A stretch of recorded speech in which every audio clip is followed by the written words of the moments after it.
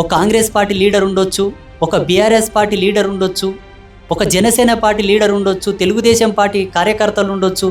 మీరు ఏ పార్టీలను ఉండండి నాయన, ఏ పార్టీ కన్నా పనిచేయండి, ఆ పార్టీకి కట్టుబానిసలై పనిచేయండి. మేము పార్టీల కోసం మాట్లాడతలేం. మాకు రాజకీయాలతో సంబంధం లేదు. మాకు కావాల్సింది ఒకటే, గాజులు లేని కాపురాలు తీసుకురానికి ప్రయత్నాలు జరుగుతుండే, అది ఆపండి.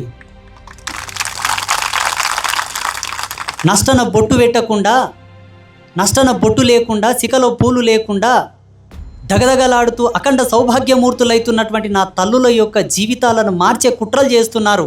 వాటిని ఆపండి. నీవే పార్టీ నాయకుడు అయితే మాకేం వచ్చింది? ఇంకొక దౌర్భాగ్యం ఏమిటంటే, చాలామంది అంటారు ఆర్ఎస్ఎస్ అంటే బీజేపీ, ఆర్ఎస్ఎస్ అంటే బీజేపీ. అది తప్పు. ఇతర పార్టీల్లో ఉన్న వాళ్ళు కూడా సంఘం అంటే ప్రాణం ఇచ్చేవాళ్ళు ఉన్నారు చాలామంది. ఆర్ఎస్ఎస్ అంటే ప్రాణం